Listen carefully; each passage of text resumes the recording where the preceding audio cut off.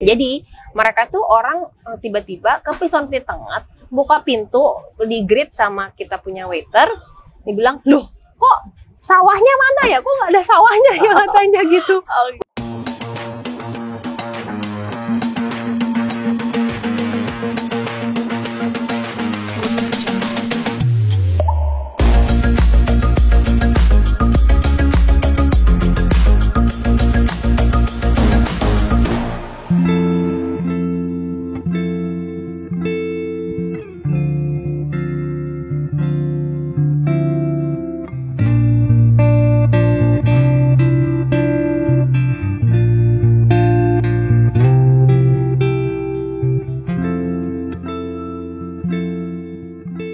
Saya Karina Wibowo, saya di Pison sebagai finance manager gitu ya.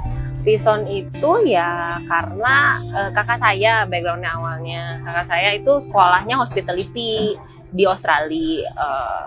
Terus dia lama di sana karena sekolah di sana kan selalu kan sambil kerja udah pasti biasanya kerja kafe kayak gitu-gitu, store manager kayak gitu-gitu.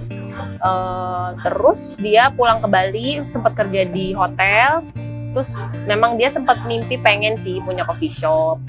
Terus plus tambahan waktu itu saya juga tadinya di Jakarta, pengen pulang ke Bali, kerjain apa ya gitu. Terus orang tua kayak, oh ya udah, kita coba lihat-lihat tempat.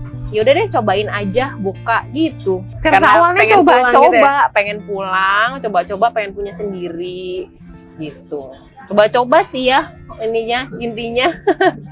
Orang tua bisnis juga, tapi bukan F&B. Ini tuh jadi kita sampai sekarang pun masih dikerjain sama keluarga rame-rame semua. Tapi this is our first F&B business. Sebelumnya tuh bidangnya bukan F&B, kain. Sebelumnya kain, jauh banget.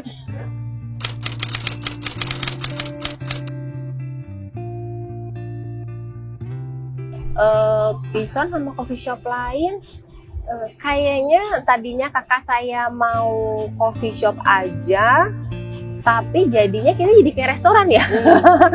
Kita tuh tadinya pikir mau buka Pison Peti Tengah tuh dapurnya juga nggak gitu besar.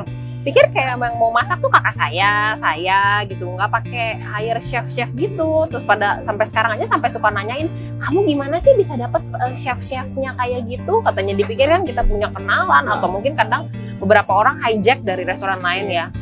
Hah, saya cuma iklan di koran kok. Terus kita test food di rumah kayak gitu. Terus ya udah, pengennya tuh bener-bener kita aja, nggak niat. Jadi bedanya sama yang lain kayaknya sekarang kalau Pison tuh kesannya bukan cuma coffee shop ya, di cafe gitu loh. Coffee shopnya lebih cafe shop, not just coffee shop gitu loh. Tapi memang karena kita tahu kalau kakak saya kan sekolah hospitality di Australia. Australia itu kan minum kopi seperti kita minum teh. Yang benar-benar satu hari bisa berapa kali gitu. 4, 5, 6 gelas tuh udah pasti. Sedangkan kalau di Indonesia orang minum kopi kayaknya nggak sekuat itu gitu. Tapi mereka butuh kopi itu lebih ke lifestyle. Jadi kita ngerti di situ, oh kayaknya nggak bisa cuman kopi aja, makanan juga harus enak. Karena nggak kayak saya nggak kuat minum kopi karena ada masalah kesehatan ya. Saya takut susah tidur, bener-bener susah. Jadi saya nggak berani minum kopi. Jadi kan saya kalau ke coffee shop nyari makanannya enak dong, karena I cannot enjoy only coffee gitu itself, by itself nggak bisa gitu. Jadi di situ sih bedanya kayaknya. Sedangkan kalau coffee shop yang lagi menjamur, banyak yang idealis bikin only coffee gitu loh, which is not wrong. Tapi kalau Indonesia menyadar market dan memang pengen bisnis lebih benar-benar bisnis, itu opportunity-nya miss kalau menurut kita gitu. Dan karena kita juga suka makan sih, jadi kita bukan cuma suka kopi, kita juga suka makan satu keluarga. Jadi kalau kita kesini kan semuanya feeling happy gitu loh. Bukan cuma orang yang suka kopi aja, karena banyak juga orang yang bukan nggak suka loh, tapi nggak bisa minum kopi gitu. Ada yang sekarang banyak yang GERD dan lain-lain.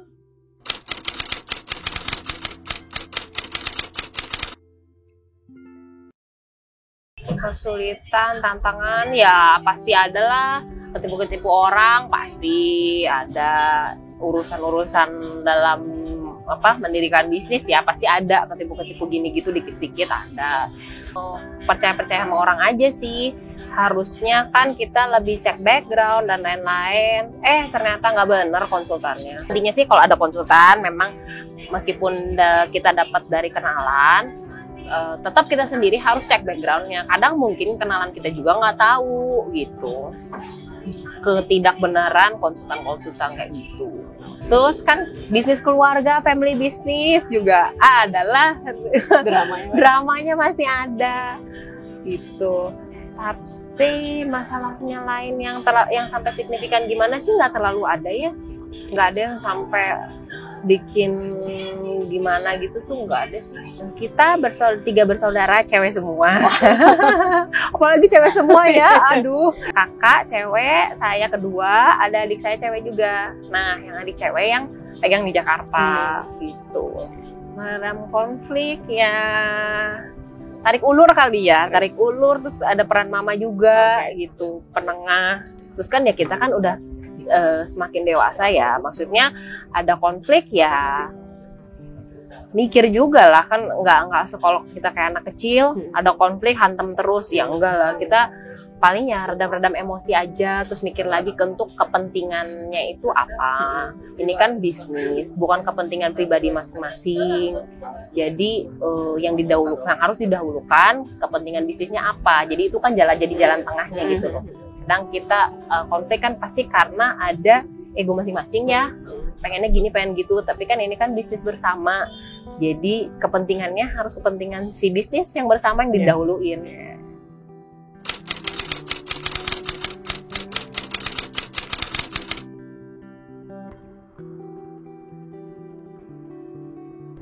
Kayaknya mungkin sekitar tahun kan 2015 awal mulai.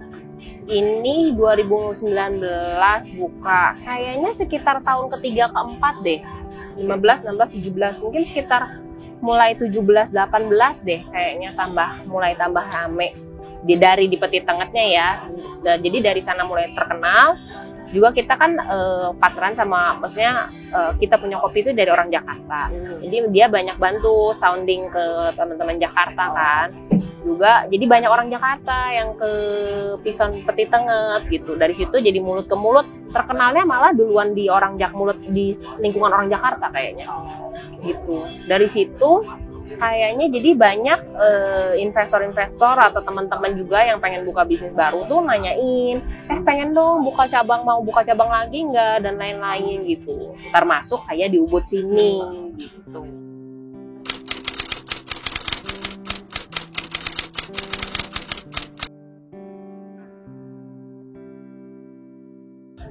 Kalau kita itu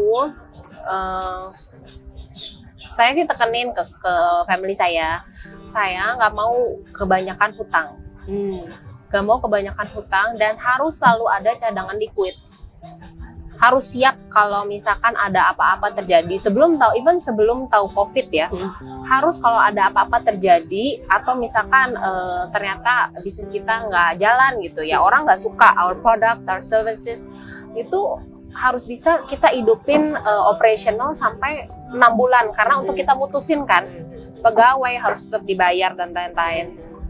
Karena banyak loh jujur bisnis yang dapat uang gulung lagi ke bisnis lain, dan staff supplier itu tuh banyak yang dikorbankan.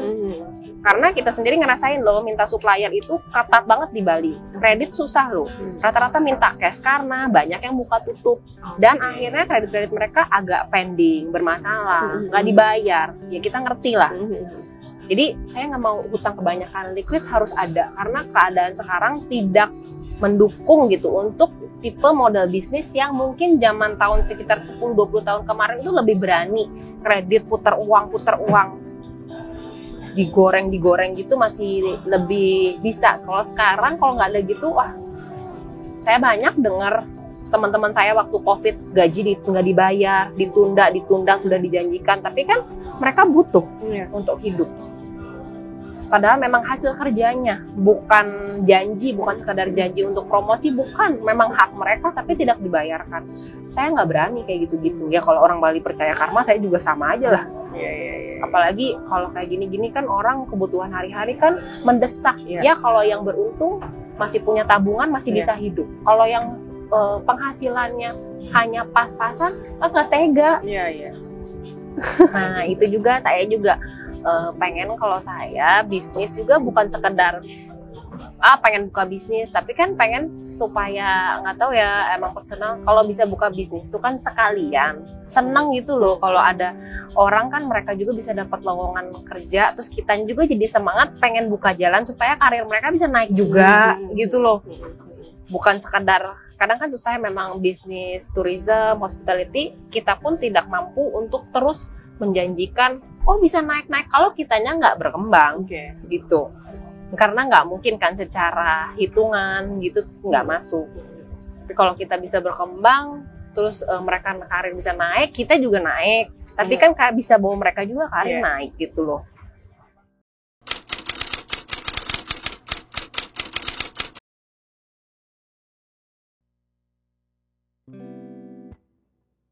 Kita sudah ada outlet di Peti Tengah dan kita nggak mau ambil market yang mengganggu outlet kita yang udah ada. Terus kan Ubud tuh is a different market gitu. Jadi iya deh kayaknya kalau mau buka ya paling nanti di Ubud gitu. Terus ada beberapa calon investor sama partner yang approach, terus paling cocok dari waktu itu yang ini klik terus akhirnya buka. Kalau Instagramable kita tidak pernah plan semuanya, so far semuanya nyemplung aja. Kebetulan sih kita orangnya gitu ya, so far yang dari kemarin sampai saat ini belum bisa memikirkan yang hal begini, meskipun memang kenyataannya di zaman bisnis sekarang itu penting. Untungnya partner kita juga waktu itu bikin bangunan dan dia punya lahan di sini, kalau yang Ubud itu Instagramable, jadi banyak dicari, ada cerita lucu. Jadi kita di Peti Tengah udah lebih lama dong, jauh. Terus tapi yang lebih terkenal itu kayaknya duluan yang di Ubud sini karena masalah Instagram kan.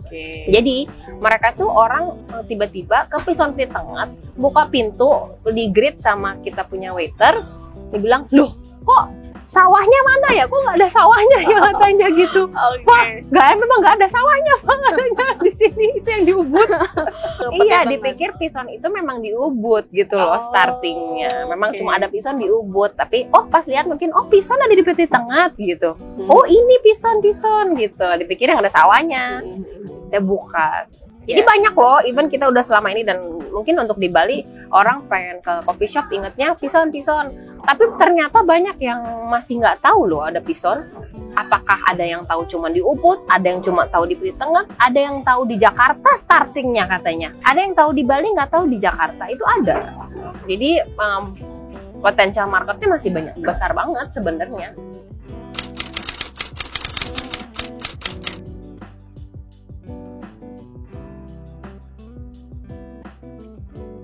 Ya semoga bisa buka cabang lagi tambah besar. Kan tadi ya saya pengen kalau bisa saya makin berbisnis sambil berkarya, ya sambil jadi berkat buat banyak orang kan. Bisa buka lapangan kerjaan buat orang lain. Mereka juga bisa berprogres karir. Sambil kita juga berkarya dengan happy jadinya gitu. Oh ya, buat yang belum nyobain Pison, boleh cobain. Siapa tahu belum tahu ya Pison.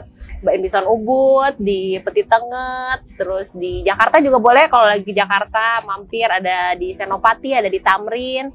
Terus juga kalau mau boleh cobain kita punya sister restoran Cerita Manisan di Ubud sini, di belakang sawah. Tuh, boleh dicobain gitu.